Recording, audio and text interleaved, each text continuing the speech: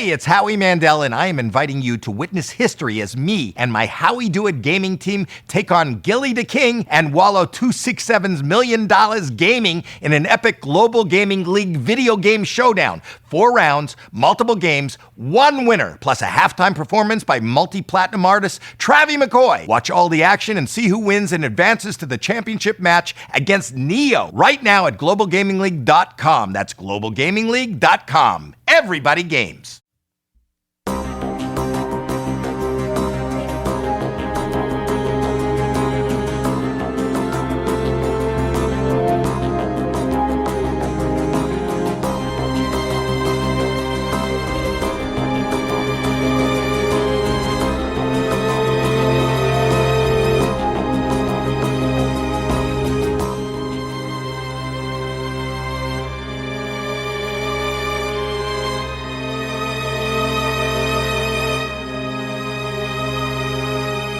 Hello, everyone, and welcome to episode 482 of the True Crime All the Time podcast. I'm Mike Ferguson, and with me, as always, is my partner in true crime, Mike Gibson. Gibby, how are you? Hey, I'm doing good. How about you? I'm doing great. Yeah?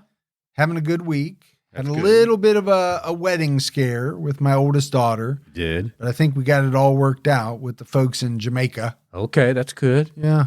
They're like, Irie, man, don't worry. We got it covered. Well, you know, when you call, the whole music is like all Bob Marley. It's Yes. just, they just cycle Bob Marley. Still And- drums and Bob Marley. And the one keeps coming up, don't worry. yeah. Oh, about a okay. thing, Be you know? happy, yeah. And you're like, no, we're worried. And Yes. you need to make us happy again. Right. But they're telling you, don't worry. Yeah. Everything's going to be all right. Okay. Let's go ahead and give our Patreon shout outs. We had Matilda Imwinma Gitonga. Well, thanks, Matilda. Siandra Swisher jumped out to our highest level. What's going on, Siandra? Young Lee. Hey, young. Olivia Doss. Appreciate that, Olivia. Sabaton Queen. Well, hey, Sabotage. Andy Roundtree. What's going on, Andy?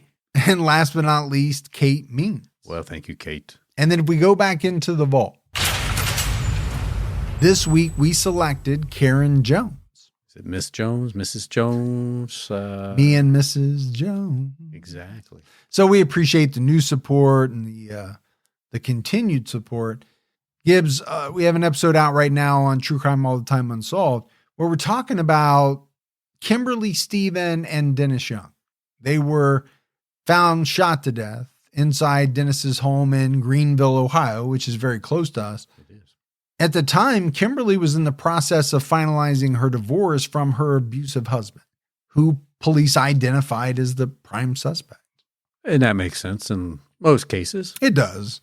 It does. But yeah, check that out. And then on our episode coming out this Thursday, we're talking about Pearl Bruns, who disappeared after an argument with her husband, and he didn't report her missing for several days. And he became the prime suspect. And I really felt that was an interesting case, and how much involvement the crawl space had in this. Yeah, and police, and whether they should have thought of it as a homicide early on based on the evidence they found, right? That was the compelling part to me. Right. All right, buddy, are you ready to get into this episode of True Crime All the Time? I am. We're talking about Erica Green. In April 2001, a toddler's body was found in a wooded area in Kansas City, Missouri. The victim became known as Precious Doe. 4 years later, she was identified as Erica Green. And the 2 people who ended up being charged with her murder were the 2 people who were supposed to love and care for her. On April 28, 2001, officers were searching for a missing elderly man near a church at 59th Street and Kensington Avenue in Kansas City when they found a child's decapitated remains in a wooded area. I mean, right there, I'm already feeling nauseated. Oh, yeah. I mean, there's no doubt about it. A volunteer searcher found the child's head wrapped in a trash bag on May 1st. So, I mean, this would be grisly for it to happen to anyone. But when you think of such a young child, I mean, this is really an absolutely heinous crime. Yeah. The child was described as between 3 and 6 years old, African American, about 3 feet tall and 40 pounds. I mean, Just listen to that description. About 3 feet tall, weighing about 40 pounds. On May 2nd, police released a computer-generated image of the victim. Unable to identify the child, a community outreach group called Move Up worked with the police to call her Precious Doe because they didn't want her listed as Jane Doe. I actually like that, because she is precious. She's a child. Yeah, it does seem a little strange, right, to call a 3, 4, 5, 6-year-old who's been killed but unidentified a Jane Doe. It sounds strange to me. The case was featured twice on America's Most Wanted, but no one came forward to claim the body. And despite DNA testing and computer-generated sketches, by June 2001, the girl remained unidentified. I mean, it's pretty amazing that it was on America's Most Wanted not only once, but twice. And more so that the fact that it didn't really generate anything. I hate to hear that. Yeah. My thought is, though, with the victim being so young, now how many people actually really knew her? That's true. As opposed to, you think of a 19-year-old, a 22-year-old. They've gotten to know many more people in their time on this earth. Yeah, more exposure out there. To people. Yeah. So, we don't know, right? It could have been that outside of her parents, she didn't really associate with many people. Yeah. You figure at that age, probably has not started school yet, most likely. So not many people may have known her. That's true. And I don't know exactly what the DNA testing means, but my thought is in the late 90s, they obviously couldn't do with it what they can today. And my other thought is, being that young, her DNA is not going to be in a database, I wouldn't think. I wouldn't think so either. I mean, I think you're working with very limited options with the DNA. Yes. Lead detective Sergeant David Bernard said, as quoted by ABC, "Without a name, I really have no place to begin. Without an ID, we can't talk to parents, relatives, and teachers who can give us a background on the child and tell us who their friends and associates were." I mean, you really are in the dark. Yeah. I think he's admitting that. And there are some of those cases where, police, they want to get on it. They want to solve it, but they don't even know where to start. And that's got to be an extremely frustrating thing as a detective. Sure. You mean you need some starting point. Hundreds of people attended a funeral for Precious Doe in December 2001. On July 15th, 2003, the child's body and skull were exhumed, so a forensic anthropologist could complete a fourth reconstruction of her face. And I would think that would be a very important thing to have. And it must have been, because they did at least 4, right? At this point, we're talking about the 4th one. Probably a couple of those might have been done for, let's say, America's Most Wanted. They got to have something to show the public. Oh, yeah, in hopes that somebody recognizes the victim. At one point, investigators considered the possibility that Precious Doe was Rillia Wilson, a missing 5-year-old from Florida. This was proven wrong by DNA testing. And that's the one thing that DNA testing definitely could do. Some exclusion. Right. I mean, if you have somebody's DNA and then you have the victim's DNA, you can compare them and to see whether they're a match or not. On May 4th, 2005, the Kansas City Star reported that detectives were traveling to Oklahoma after receiving a critical tip. And I kind of go back to what the detective said, right? They need something to go on. They need a place to start. And where is that most likely to come in a scenario like this? Probably somebody calling in a tip. Yeah. Like you said, you were a little surprised that America's Most Wanted back then had a pretty big viewership and nobody called in anything. But now they've got a critical tip. And it was said that the tipster first called police back in 2004. and claimed he was related to Precious Doe. Police said they investigated the tip, but it led nowhere. The man called again on April 29th with more information. He knew the victim's identity, her mother's identity, and the killer's identity. He claimed the mother and killer were from Muskogee, Oklahoma, and drove to Kansas City in the spring of 2001 looking for work. And we talked about tips a lot, right, throughout the years on different episodes. You got to have tips. Tips are vitally crucial. The problem is a very large percentage of them are going to lead nowhere. Exactly. But you still need them because you're looking for that one that's going to break the case wide open. You have to vet them out and hope that, like you just said, it breaks the case open. I mean, I think about that case in Arizona, the Guthrie case. Yeah. How many hundreds or thousands and thousands of tips they have received. But they have to look at all of them. Yeah. Right? They just can't discount it right away. And that's kind of an outlier just because it's such a high profile case because of who her daughter is. But the same can be said maybe on a different scale for other cases, right? The Guthrie case is going to get more just because it's in the headlines on pretty much every outlet. That's true. But let's go back to this tip. Someone calls in and says, not only do I know the victim's identity, I know her mother's identity, and I know who the killer is. Yeah.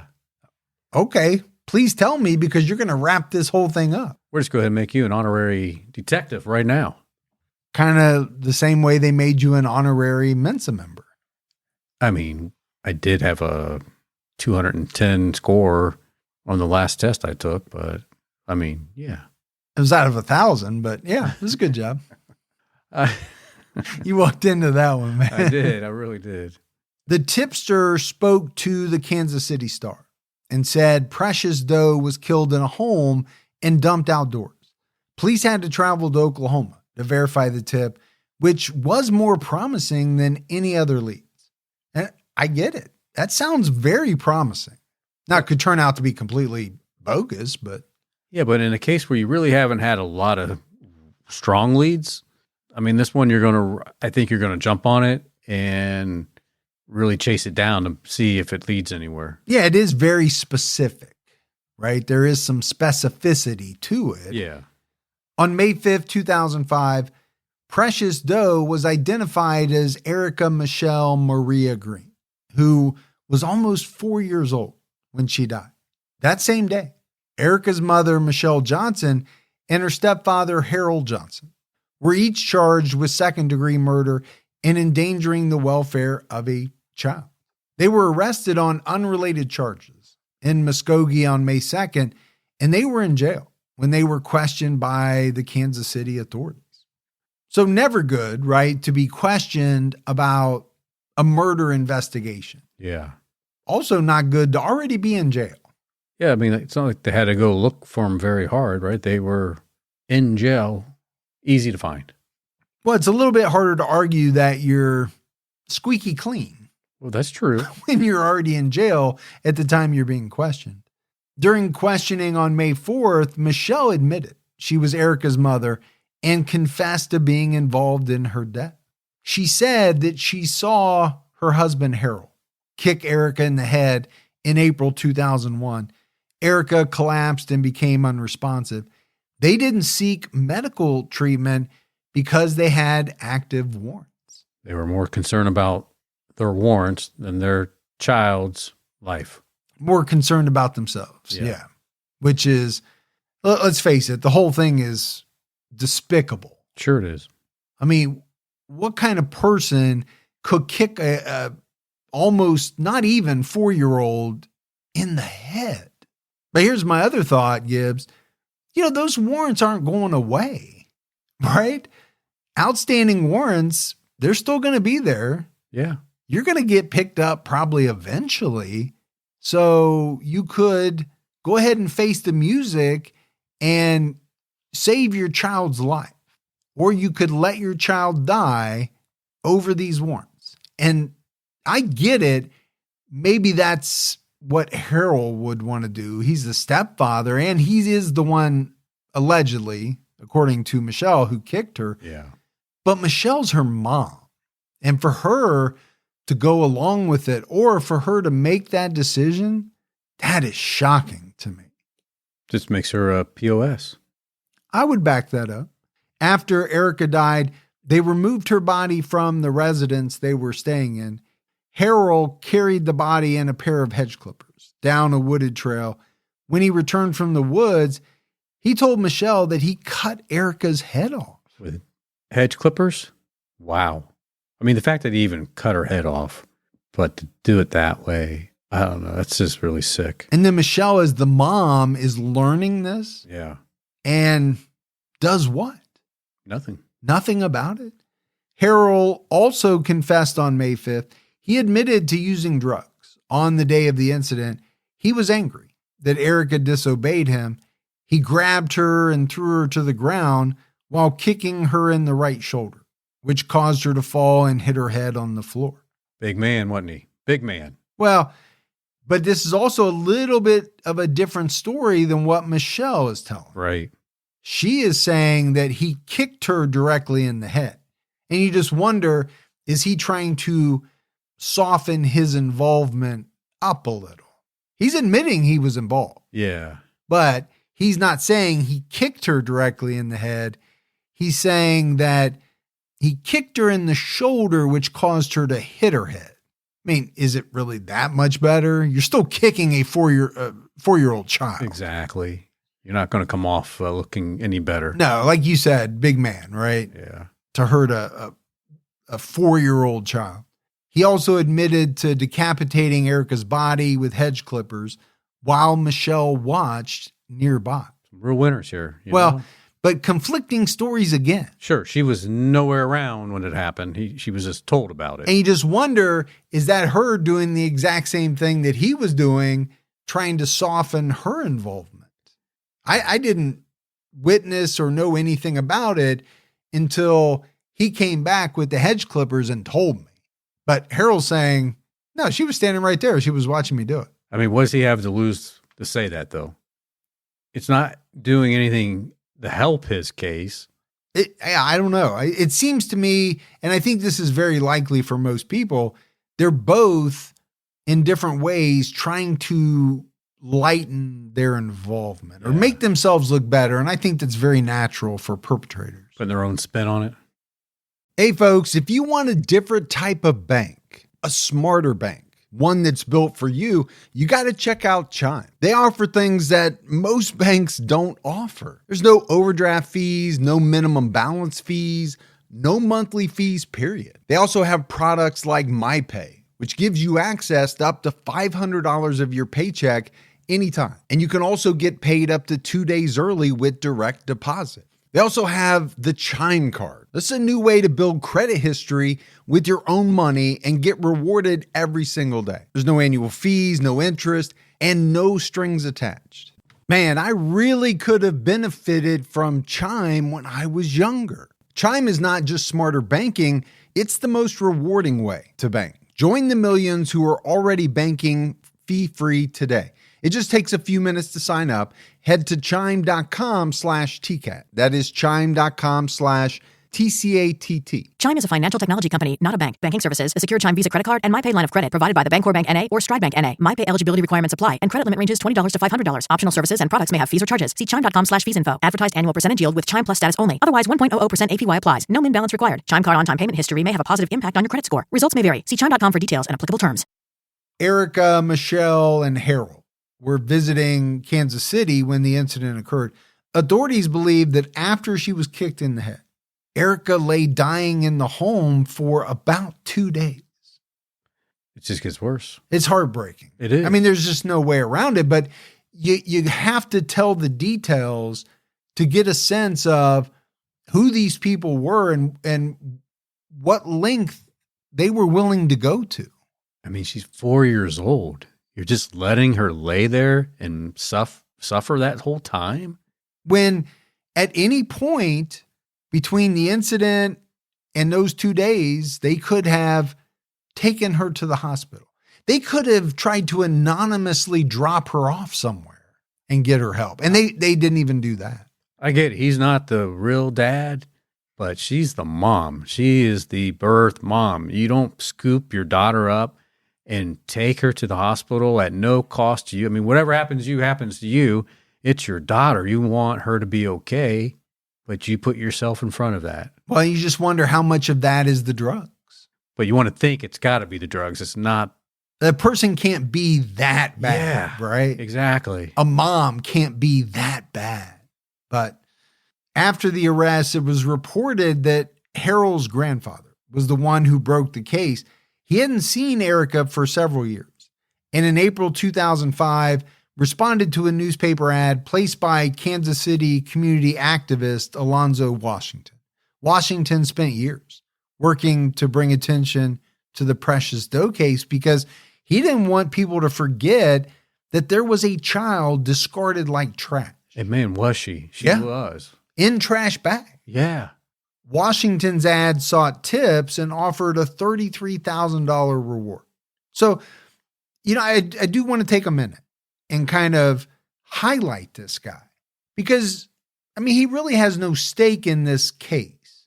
He's just a person, and there are a lot of people like this out there. Yeah. That want to see justice for someone, in this case, especially a toddler this young, and they're not willing to let it go. Thank goodness he didn't. Harold's grandfather tricked Michelle into providing a hair sample, according to Alonzo Washington. And we mentioned it, right? The man first contacted police in July 2004. He claimed that his grandson's wife, Michelle Johnson, told him she was Precious Doe's mother and her husband killed the girl. So the problem was he made contact. He gave the police pertinent information, but investigators didn't believe him. And it was said that he called the police about 50 times over the following months, but they just did not seem to believe him. And I just wonder why that is. And regardless of whether you believed him on the surface or not, wouldn't you check that out? I don't understand that. 50 times. At what point do you go, hey, Bob, let's go check this out. Maybe there's some legs there to this. Because why is this guy calling? What's his reason for calling? Is he going to get something out of it? If anything, wouldn't you go check it out just to say, hey, we think you're harassing or whatever the word would, the charge would be? That you're misusing whatever. Yeah. Or giving false information or whatever it could be. But why wouldn't you at least make the attempt to dig into it a little bit? And that does make me mad when police discount someone without doing any of the due diligence, right? To kind of vet it. Yeah.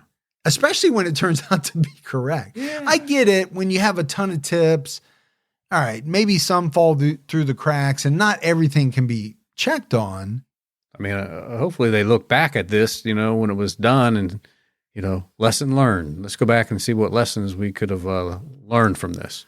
Oh, I'm sure in the postmortem of this case, that was something that was highlighted and was, became a big deal. Alonzo Washington told KMBC, he is very clever, but he's not the most articulate sounding person. And I think that might have made them dismiss him. They probably thought, this is some Okie from Muskogee, and he doesn't know what he's talking about. And I get that. I'm not saying it's right, but I get it. Sometimes people are discounted for the way they talk. That's true. There are probably people in the North that think some Southerners are not as smart as they are just because they might talk a little bit slower when that has nothing to do with intelligence. Or they say Illinois or Cousins and or Spider-Man senses, as people will find out on Thursday's episode. But then on April 29th, this man called back with a lot more detailed information, according to Kansas City police spokesman Darren Snap. The tipster called Alonzo Washington on April 30th and later sent him a photo of Michelle Johnson and her children, including Erica. Taped to the back of the photo was a hair the man convinced Michelle to give him. So not only is he making a large number of calls, I mean, he's going out of his way to try to collect evidence for the police. Yeah. I mean, clearly he really wants to get this solved for his granddaughter. And apparently some of the hair came from a brush, and some Michelle gave to the man after he told her he would put it in a Bible under the 23rd Psalm to bring her good luck. Washington obtained the photo and hair on May 3rd and went to the police. Papers also reported on Erica's background after she was identified. Erica was born on May 15th, 1997, while Michelle was in prison. Michelle had been sentenced to 6 months for larceny. Erica was born a month into her sentence. Michelle Johnson had 8 children in total. They lived with relatives or were in state custody. 5 of her children were fathered by Larry Green, who was also Erica's father. Erica was immediately put into foster care. Her foster mother was Betty Brown, who picked her up a couple of hours after she was born and kept custody of her until Michelle was released 5 months later. So there's a few things there for me. Yeah. How hard would it be? And I get it. She did something she shouldn't have, and she was sentenced to prison. But how hard would it be to give birth and then have to give that child up immediately? Because you don't even get the choice. Yeah, I would think for most moms it'd be really difficult. Now for her, we don't know. Yeah. But I know it has to be difficult for some of these foster parents. When you think about Betty Brown, she's getting Erica when she's first born. Yeah. And she's keeping her for 5 months. You are going to be very attached to that baby. Definitely going to bond. And I think, hats off to foster parents, because you have to know eventually those kids are going to move on. Yeah. Yeah. So I think they probably do. Most of them have to go in with that mindset, right? This is temporary. Yeah, I'm going to get attached, but I know that probably at some point this person's leaving me. Yeah. Betty initially became acquainted with Michelle through Betty Green, the mother of Erica's father, Larry Green. Betty recalled about Michelle's release. Per the Tulsa World, when we went and picked her up from the correctional center, we dropped her off at her home, and she left me with the baby. Erica said she'd see me, and that's all she said, but she never did. Just didn't seem like she had an interest. Well, and I just said, how hard would it be to give birth and then have to give your child up for 5 months? I think we're starting to get the idea, because as soon as she gets out, she doesn't even want to be with the baby. Yeah. Is that because she's a bad mom, or is that because she has other issues that are keeping her from wanting to be in the child's life? Yeah, maybe drugs or, whatever it is. But Michelle never expressed interest in raising Erica, with the exception of a few instances where she took Erica for a couple of days, always returning her. She lived with Betty Brown full time. Erica called Betty's 50-year-old daughter Mama. Betty recalled that Erica liked to sing, play with her favorite doll, and was always smiling and happy. She liked eating cereal while watching Teletubbies. She loved the color pink and was never picky about food. I, too, would watch Teletubbies while I ate cereal, as my kids would eat their cereal watching Teletubbies. But you are very picky about your food. I actually thought it was strange, because I think a lot of small children, toddlers, they are picky. They are, yeah. About food. And some kids will only eat hot dogs or, whatever it is, mac and cheese, and that's all they want. My daughter was one of those picky kids. Very picky. Well, you're picky too. There's a lot of things that you will not eat or do not like. Why are you picking on me right now? I'm just saying. In April 2001, Michelle picked Erica up and said she was taking her to a family reunion in April 2001. That was the last time Betty saw Erica. Michelle, Erica, and Harold Johnson instead went to stay with Harold's cousin, LaWanda Driscoll, in Kansas City. Harold met Michelle when she was doing sex work. According to LaWanda Driscoll, who spoke to the Kansas City Star, Erica endured beatings by her stepfather in the days before her death. LaWanda recalled, "We could hear her screaming in the back bedroom." That's just shameful, man. It is. Harold would beat Erica for crying, for peeing on herself, if she wouldn't eat, whatever. That was according to LaWanda.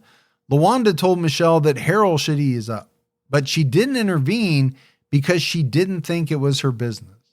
Well, Harold's just a SOB. Yeah. Yeah, I don't think anybody listening is liking Harold Johnson. Now, I think it's fair to ask the question, if you're LaWanda, do you step in, or could that be bad for you? I get it. It's a tough call, right? But Yeah. I feel like we're here to protect the kids. Like, we have to protect children. Yeah, I get it. I get it. Now, obviously, she said, well, it's not my child. It's not my business. Some people might understand that. I think a lot of people won't. Yeah. But I don't want to make her out to be a bad person. No. I get it. I mean, I guess maybe for some it depends on the severity of what's happening too. Or what she actually knew what was, what was happening. Yes. We also don't know the exact situation with her and Harold. Maybe she knew Harold's temper. Well, that's true too. I just know I would knock his lock off his head. I can tell you want to right now. You are fuming. Yeah. There's smoke coming out of your ears. That's how bad you want a piece of this guy. Yeah. She once heard Harold tell Michelle, "You better go take care of your daughter or I'm going to do something bad." About a week later, LaWanda heard a loud bang from the bedroom, which she now believes was the fatal blow to Erica's head. For the next 2 days, Michelle and Harold kept the bedroom door closed and told her Erica was sick. LaWanda recalled that Michelle helped hand out flyers about Precious Doe and cried at a candlelight vigil for the toddler. That makes me sick. The whole time, she knew exactly who Precious Doe was. Yeah, and she knew exactly where she was at. Police revealed after the arrest that after Erica's body was found, they knocked on doors in the area, including the house where the Johnsons were staying. Michelle answered the door and gave a bogus tip about a suspicious man wandering in the neighborhood. Michelle and Harold left Kansas City shortly after the body was found. Michelle told LaWanda she was returning Erica to the woman who had been raising her. LaWanda spoke to Michelle several weeks later and mentioned that she thought Precious Doe looked like Erica. Michelle replied, "Oh no, I have Erica here with me." Just full of lies. Betty Brown also started asking questions when Michelle returned to Muskogee without Erica. Betty recalled, "One time she told me Erica was with her sister. One time she told me she was with Johnson's mother. The next time she'd tell me she was going to bring the baby over to see me." She is not a good mom. I'm sorry. No, I think it is so crystal clear that she just had very little regard for her daughter. Yeah. I don't know how she was with her other kids, but she didn't seem to care that much about Erica. I think that much is clear. Michelle and Harold got married in Muskogee a year after Erica's death. When asked about Erica, Michelle always had an excuse, and the family believed her. So, just to put it into perspective, you're going to marry the man that you say killed your daughter. And decapitated her. Oh, yeah. Now, as far as the family, I think it could be possible, right, to get excuse after excuse of, why they haven't seen Erica or whatever it may be. Again, we don't know how much they saw these people on a regular basis anyway. Yeah. Erica's father, Larry Green, who was in jail on a parole violation, told the Muskogee Daily Phoenix that he was shocked when he learned his daughter had been killed. He was also shocked to learn that Michelle was involved. Michelle was Larry's teenage sweetheart. They were together for 15 years, but were broken up by April 2001. So, yeah, I get it. It's going to be shocking to learn that your daughter's been killed, but also very shocking to learn that the mother, this person that you were involved with for 15 years, was involved in that murder. Yeah, because why would you ever think a mom would do something like that to her own kid? No, I think for most people, it's hard to fathom how a mother could do that. Let's face it, it's hard to fathom how anybody could do it, but especially a mother having anything to do with this happening to her own child. Larry didn't know Michelle.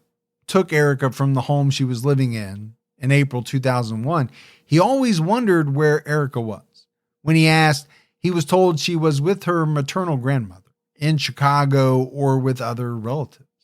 And again, I think Gibbs, Michelle was pretty good at lying to people and putting them off the trail of suspicion. She was a compulsive liar. Well, she had to be. Yeah.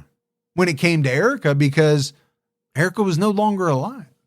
So everything she said about Erica had to be a lie. Larry recalled talking to Michelle and Harold face to face in Chicago in 2002. They told him Erica was in Oklahoma.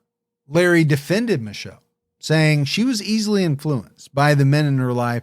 She wouldn't have nothing to do with that. Whoever she's with, she would aid and accept that person. I still love her and I always will. She's my kid's mama. Better man than I would be. Yeah, I would have a hard time, I think, defending her after learning the truth of her involvement. Yeah. In August 2005, a second funeral was held for Erica in Kansas City. A new grave marker was placed with her name and photo on it. Betty Brown attended the service. She told the Lawrence Journal-World, "It was hard when I didn't know where she was. I was always hoping one day I'd see her again. I wasn't thinking about seeing her in heaven." Yeah, but she wasn't, because she probably didn't imagine what happened could happen. Well, and let's face it, who imagines that a 4-year-old is going to be murdered, or that this 4-year-old is going to die before you do? On September 13th, 2007, Michelle Johnson pleaded guilty to second-degree murder, child endangerment, abandoning a corpse, and tampering with evidence. Prosecutors alleged that Harold was high on PCP when he kicked Erica in the head because she wouldn't go to bed. Yeah. I'll fix that. Here, let me kick you in the head. Now you go to bed. I mean, what parent hasn't had one of their children fight them, right, about going to bed? Absolutely. It can be frustrating. I'll admit to that. But at no point do any of us think about doing something like that. No, you don't think about drop kicking your kid across the room. Well, most of us also are not high on PCP. That is true. And I just wonder how much drugs played a factor. I'm not trying to give this guy an excuse because I think he's a piece of shit. But from what I've heard, that PCP is nasty stuff. Maybe if he's going to do PCP, he shouldn't be around kids. Oh, yeah. Michelle admitted that she knew Erica was badly injured, but did nothing to help her after she was beaten and lay dying in the house. She acknowledged that she helped move Erica's body to a park and moved part of the body to throw off investigators. She also agreed to testify against Harold at his upcoming trial. In exchange, prosecutors would recommend a 25-year sentence. Yeah, you better cut a deal, because if you have a jury trial, there's nobody on that jury who's going to have an ounce of sympathy for you when it comes to the murder of a 4-year-old child. You are not a good person. You should not have anything to do with any of your kids. Well, and it sounds like she didn't have a lot to do. Most of them, it sounds, had been taken by the state or, were living with relatives or someone else. Harold Johnson's trial started on October 6, 2008. The defense acknowledged that Harold kicked Erica after she refused to go to bed, but they argued the act was not premeditated, as required for a first-degree murder conviction. Prosecutors laid out a case for premeditated murder, arguing that Harold's decision not to seek medical attention for Erica was evidence of deliberation. Well, I mean, it's a good point. They had an opportunity to get her medical attention, not for hours, but for days, and chose not to. Yeah, but it's interesting, right? Because normally you think about premeditation as what comes before the murder. Right. Or before the act that causes the murder. Here, they're making the argument that, yeah, he might have kicked her out of frustration or whatever it was, but it should be first degree because they had days and days and days to get medical attention and they chose not to. Yeah. And just allowed her to sit there and suffer that whole time. And that part, there's no arguing that part wasn't premeditated. It was. They had a chance to. They chose not to. They made that decision. They did. Defense attorney Kenton Hall argued that Harold did not intend to kill Erica. She died from an accidental, reckless death from a single out-of-control, reckless blow. It was not murder. The jury heard that Erica died anywhere from 10 to 36 hours after she was injured. Pediatric neurosurgeon Gregory Hornig said in a video deposition that Erica could have survived if she had medical intervention. They just needed to take her to the hospital. Yeah, and they chose not to, right? Now, when we go through these cases, especially when we talk about the trial, I do like to think about, from a juror's perspective, if I was on the jury, what testimony would be very impactful to me? Okay, here you have a pediatric neurosurgeon. Probably pretty hard to question this guy's credentials, flatly saying she could have survived if she would have had medical attention. Yeah. Michelle testified that she watched Harold kick Erica in the head when she refused to lie down and go to bed. Erica collapsed, and they both knew she was seriously injured. Harold was high when he kicked Erica, according to Michelle, as quoted by NBC. He just picked up his feet and kicked her on the side of the face. I said, "What the bleep did you do?" It shook him out of his high. They decided against calling an ambulance because they were on the run from police, but they both knew Erica would die if they did not get help. Which to me is murder. Yeah, I can really see that argument of this premeditation coming after the blow. The premeditation of weighing the decision of whether to get her medical attention and deciding no. Yeah. Michelle tried to revive Erica by putting her in a tub of cold water. When she didn't respond, she took her out and put her on the bedroom floor. Michelle testified that Erica lingered for 2 or 3 days. They tried to give her water and food and spoke to her, hoping she would wake up. Towards the end, she heard Harold talking to her as she lay on the floor. He was saying he never was going to leave me or hurt me, and then I heard my baby take her last breath. And I'm sure this was heart-wrenching testimony, but I'm not sure in what way, right, it hits the jury. It's heart-wrenching from the standpoint of knowing what Erica went through. But I don't think in any way it leans towards sympathy for either of these people. No. Harold elected not to testify, but jurors saw his video confession from May 2005. He admitted that Erica's head struck the floor after he forced her down, saying, "I grabbed her with my hands by her shoulder, and I kind of twisted her down." Now, that is a far cry from kicking or stomping someone in the face. Yeah. I kind of twisted her down by her shoulder. He's trying to make it sound not as severe Yeah. as it really was. Yeah, he's really trying to downplay it there.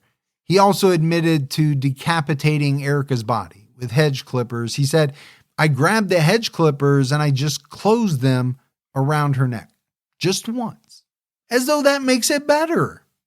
I only did it once. Yeah, he's trying to lessen it. It's not. But he's not even doing that. Yeah.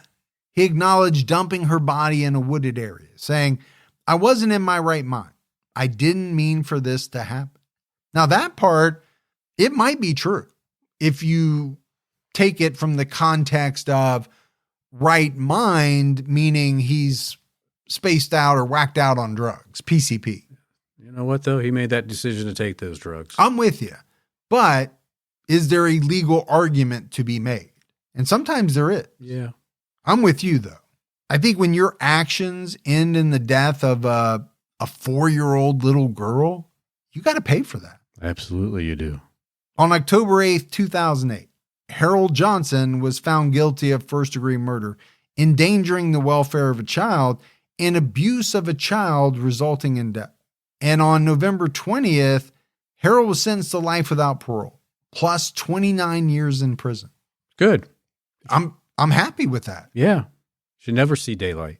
Life without parole, plus 29 years, just in case something goes wrong with the life without parole. Yeah. Because I'm with you. This is a man who, in my opinion, doesn't deserve to walk the streets with the rest of us. No. Based on what he did. Harold said in court, is quoted by the Kansas City Star, "I don't want none of you to feel sympathy for me. You didn't feel sympathy for me when my constitutional rights were violated. When they made me make that statement," he added, "you don't know me. You only know what I was forced to say." Okay. All right, Harold. Yeah. Not sure Harold was mince of material, but first of all, I don't want none of you to feel sympathy for me. Yeah. Well, don't worry. That wasn't happening. Yeah. And here's the thing that I didn't understand. So is he saying that they forced him to make that video confession? He said some of the same things in court. Exactly. So did they force him to say those things as well? That's where it just doesn't make any sense, right? End of the day, he killed a 4-year-old and took her head off. Yeah. Plain and simple. You know, bye-bye, go away. He also alleged that he was made a scapegoat, saying, "I was convicted from the start by the community and the judicial system. I didn't get a fair trial." He said he loved Erica like his own daughter. He said, "I made some mistakes, but never once did I harm a hair on her head or do anything to hurt her." Yeah, people said that they could hear you beating the you-know-what out of Yeah. her. Didn't he also admit on the stand to closing the clippers around her neck? Yeah. I feel like he's delusional. Yeah, well, you know what some of these people say after the fact? It doesn't seem to match what they either said in confessions or even in court. They're just railing against the system and, right, everybody has it out for me. Yeah. Nobody had it out for you. You chose to get high on PCP and you killed a 4-year-old girl. You certainly didn't love her like your own daughter. Well, maybe you did love her like how you would love your own daughter. I don't know what weird world you live in, but you certainly didn't love this girl the way she should have been loved. No, absolutely not. On December 8th, 2008, the Kansas City Star reported that Harold wrote letters to Michelle, urging her to change her story and reject a plea deal. The Star obtained the letters through a public records request. The letters began in 2002, when Harold was in prison for stolen property, weapons, and drug offenses. In the earliest letters, Harold expressed his concern for his children's welfare and urged Michelle to stop smoking crack cocaine. Well, that's a good thing to encourage somebody to do. Stop smoking crack cocaine. It's never good for anybody. I don't think it is. He also wrote about his feelings for Michelle, writing, "Boo, let's be faithful to each other. Let's do the real things husband and wives are supposed to do with each other. Michelle, I love you. You have the man of your dreams." All right, maybe a little full of himself there. Yeah. I'm not a woman, but if I was a woman, you know what would not be on my list of man of my dream material? The ability to kick a 4-year-old in the head Yeah. and treat her like that. In a 10-page letter dated August 3rd, 2007, Harold was aware Michelle was considering a plea agreement. He urged her to go to trial instead, saying the prosecution didn't have evidence, and that was why they were offering her a plea. He also proposed they change their stories. So, again, he's not even looking out for her at this point. No. He's looking out for himself, trying to get her not to plea and testify against him. But yet this is the guy said, I'm not getting a fair shake at this. Everybody's out to get me. He wrote, "Michelle, we got to do what we got to do together as one. We can beat this case. That's real talk. You just got to do everything I ask you to do and listen to me. Of course it's what he's going to say, because he knows he's going to go to prison for the rest of his life. Well, especially if she's on the stand testifying against him. Yeah. He wanted Michelle to tell authorities they ran into a friend called Mike while buying cigarettes. Mike was going to drive home to Oklahoma. Harold asked if he would take Erica to a family friend in Muskogee, and Mike agreed. Harold paid him $35, and he put Erica in a car. They never saw her again. What a stand-up guy. Harold or the imaginary Mike? Yeah. I mean, Mike was probably real, but yeah, this didn't happen, right? The way that he said it did. I'm always amazed. Did he think he could put all of this in writing and it was never going to come back to bite him in the ass? Yeah, like we said, he obviously wasn't the brightest bulb in the room. Is that how that saying goes? I think so. Let's go with it. If not, that's how it should go. Yeah. From now on. I just want to know whose name is Mike.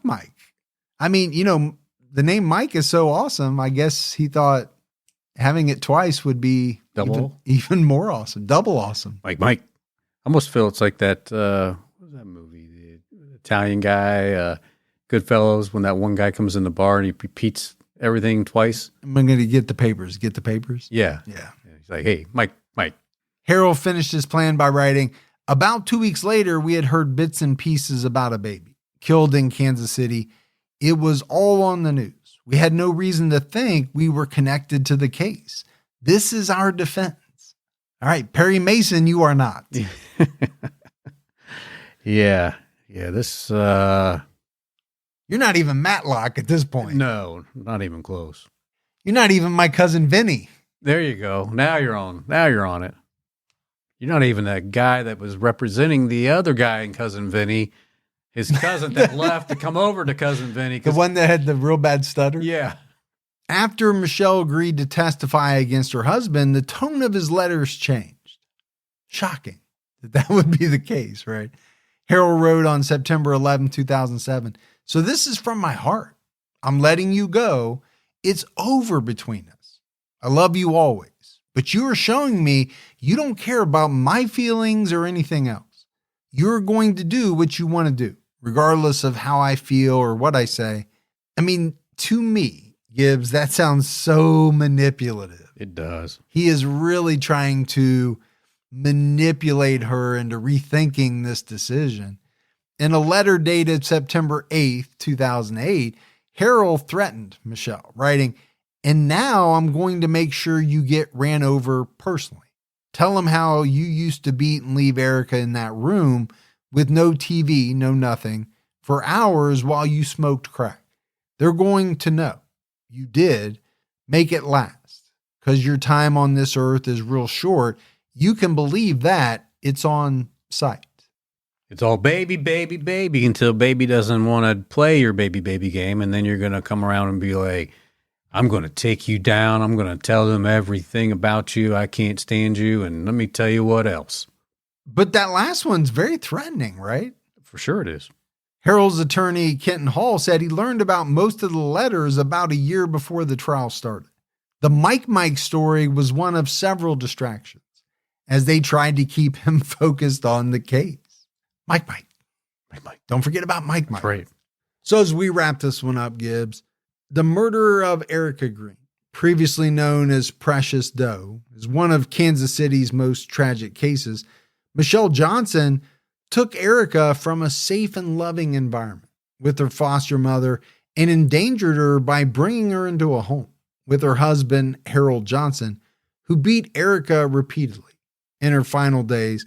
Although Michelle didn't deliver the fatal blow, she played a very significant role in Erica's death by failing to get her help as she lay dying on the floor for hours, possibly days. I mean, that's the heartbreaking. It's all heartbreaking, right? It is. But the fact that this little 4-year-old girl laid there, suffering in pain and agony and wanting, her mom, I'm just imagining that she wanted her mom, to come take care of me. What kid doesn't want their mom to come make it all better? Yeah, and her mom ignored her, and just let her slowly die there without any concern. And I keep touching on the drugs. And again, I'm not making excuses for what these people did, but I just wonder, it seems to me they could have played a very big role. Yeah. In them doing what they did. Now, I don't think they were good people regardless of the drugs, because it sounds like there was a long history on the part of Michelle of not taking care of her kids. So maybe she shouldn't even had Erica at the home with her. Maybe Erica should have been with a foster parent or dad or somebody else, but not there. Yeah, I think she was way better off living with Betty. Yeah. So is that Michelle's fault because she didn't turn her over, or is it the state's or the county or somebody's fault for not, looking into that more frequently and doing something? Well, I did kind of have that question, right? Here's a woman who got however many of her kids taken away from her. So at what point did they look into her before she was allowed to have Erica back from foster care? Yeah. I don't know. There wasn't really much in the research about that.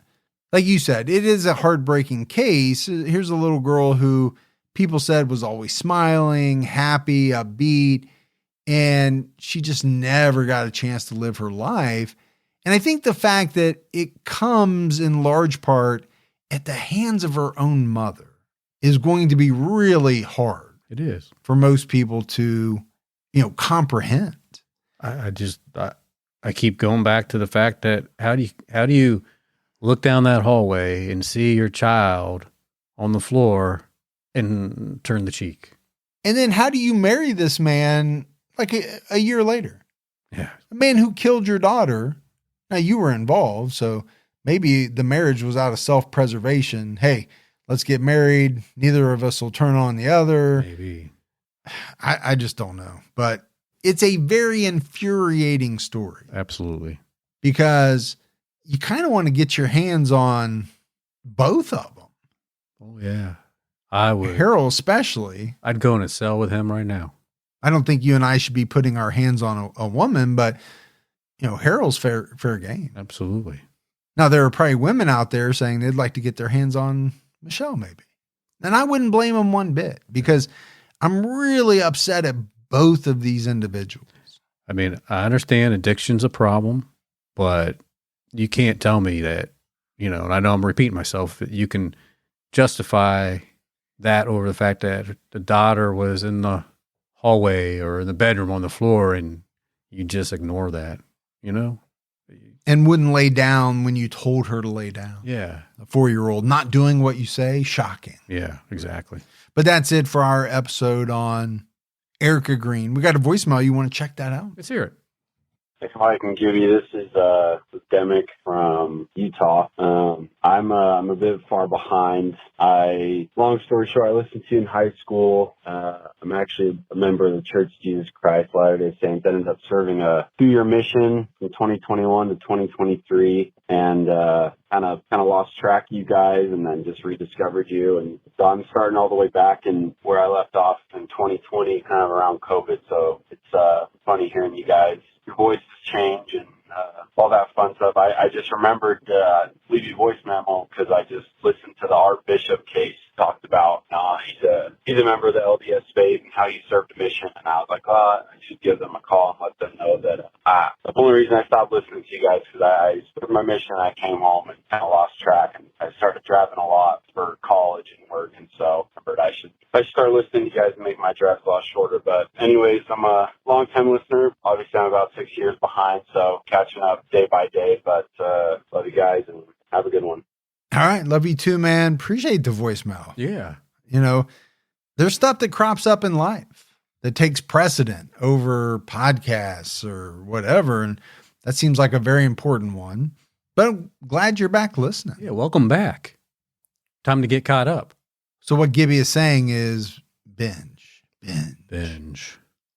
All right, buddy. That is it for another episode of True Crime All the Time. So for Mike and Gibby, stay safe and keep your own time ticking.